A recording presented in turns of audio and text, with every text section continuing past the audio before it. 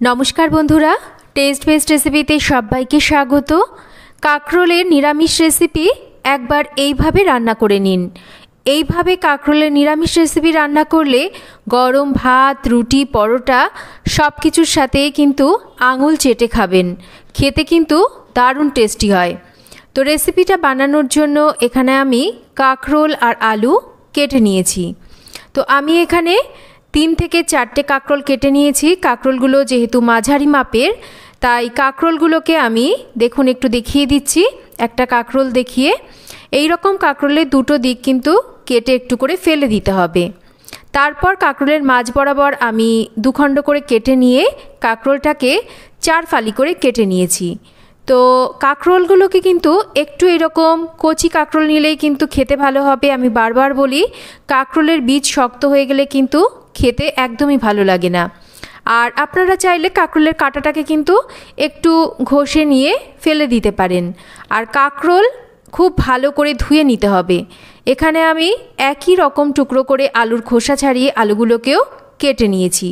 তো সমস্ত কাঁকরোল আলুকে কিন্তু আমি ভালো করে ধুয়ে পরিষ্কার করে নিয়েছি। এখানে নিয়েছি আমি 8-10টা বিউলির ডালের বড়ি। তো আপনাদের কাছে বিউলির ডালের বড়ি না থাকলে যে ডালের বড়ি থাকুক, আপনারা সেই বড়ি কিন্তু এখানে রান্নায় দিতে পারেন। রান্নাটা শুরু করব। সবার প্রথমে তেল গরম করে নেব। আর তেলটা ভালো করে গরম হলে প্রথমেই বড়িগুলোকে একটু ভেজে তুলে নিচ্ছি। আর বড়ি যদি একটু লাল করে ভেজে নেওয়া হয়, বড়ি কিন্তু রান্নায় দিলে সহসা ভেঙে যায় না। তবে পুড়িয়ে ফেললে হবে না, একটু লাল লাল করে বড়িগুলোকে ভেজে নিতে হবে। বড়ি ভেজে তুলে নিয়েছি। এবার আমি আলু আর কাঁকরোলগুলোকে একই সাথে তেলের ওপর ছেড়ে দিচ্ছি। এবার একটু মাঝারি আঁচে রেখে আলু কাঁকরোলকে হালকা করে ভেজে নেব। সবজিগুলোকে যদি একটু এরকম ভেজে নিয়ে রান্না করা হয়, তাহলে কিন্তু এর স্বাদটা বেড়ে যায়।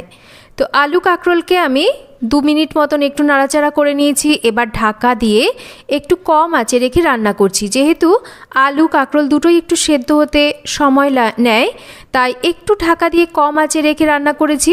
এতে করে কিন্তু খুব তাড়াতাড়ি এটা সেদ্ধ হয়ে যাবে। ঢাকা খুলে নিয়েছি। দেখুন আলু কাঁকরোলের গায়ে কিন্তু বেশ লালচে রং ধরে গেছে। এবার এগুলোকে আমি তুলে নিচ্ছি।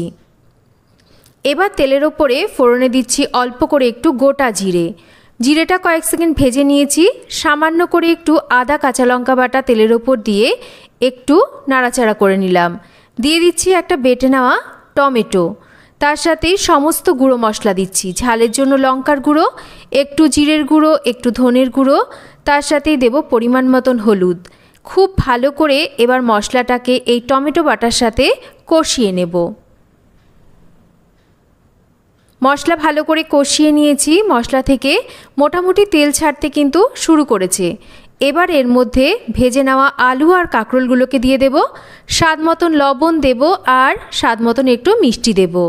তো সামান্য করে একটু জল দিচ্ছি, যাতে করে আলু কাঁকরোলটা মশলার সাথে ভালো করে একটু কষানো হয়।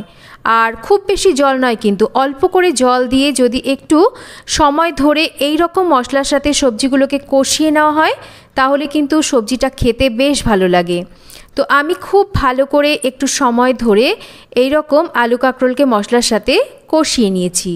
এখানে দেখুন আমি নারকোলের দুধ বের করে নিয়েছি। খাড়াটা নয়, শুধু নারকোলের দুধটাকে আমি বের করে নিয়েছি। তো গরম জলের মধ্যে নারকেল কোড়াকে কিন্তু কিছুক্ষণ ভিজিয়ে রেখে একটু ভালো করে চটকিয়ে নিয়ে ছাঁকনি দিয়ে ছেঁকে নিলেই কিন্তু সহজেই নারকেলের দুধটাকে বের করে নেওয়া যায়। তো তার সাথে দিয়ে দিচ্ছি একটু জল, যেহেতু আলু কাঁকরোলটা ভালো করে সেদ্ধ হবে। তো আপনারা চাইলে পুরো রান্নাটা নারকেলের দুধ দিয়েও কিন্তু করতে পারেন। এবার ঢাকা দিয়ে রান্না করছি যতক্ষণ না আলু কাঁকরোল ভালো করে সেদ্ধ হচ্ছে। দেখুন চেক করে দেখিয়ে দিচ্ছি, আলু কাঁকরোল কিন্তু খুব ভালো করে সেদ্ধ হয়ে গেছে। আর একটু চেক করে নিতে হবে লবণ মিষ্টি ঝালটা এ সময় ঠিক আছে কিনা। যদি কম থাকে এখনও কিন্তু দিয়ে দেওয়া যাবে। এবার ভেজে নেওয়া বড়িগুলোকে দিচ্ছি আর সামান্য একটু গরম মশলা গুঁড়ো দিচ্ছি। আর বড়িগুলো যেহেতু একটু সেদ্ধ হবে, তাই আরও 3 থেকে 4 মিনিট আমি এই রকম ঢাকা খোলা অবস্থায় রান্না করে নেব। তো 3-4 মিনিট আমি এই রকম ঢাকা খোলা অবস্থায় কিন্তু এই কাঁকরোলের তরকারি রান্না করে নিচ্ছি। দেখুন 3-4 মিনিট রান্না করে নিয়েছি। বড়িগুলোও কিন্তু বেশ সেদ্ধ হয়ে গেছে। আর আমার এই রেসিপিটা কিন্তু একদম রেডি হয়ে গেছে। তো এই রকম অবস্থায় কিন্তু নাবিয়ে নেব। আর বেশি ঝোল টানালে কিন্তু বড়ি ঠান্ডা হলে মানে পুরো ঝোলটাই টেনে নেবে। তো এবার এটাকে নাবিয়ে নিচ্ছি।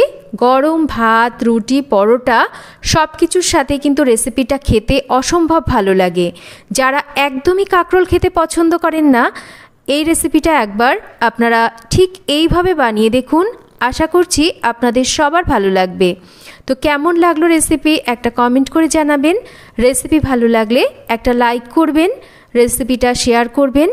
আর যদি চ্যানেলটা সাবস্ক্রাইব করা না থাকে, আপনি যদি নতুন বন্ধু হন, তাহলে প্লিজ চ্যানেলটাকে সাবস্ক্রাইব করবেন। সবাই ভালো থাকবেন। আবার ফিরে আসবো নতুন কোনো রেসিপি নিয়ে।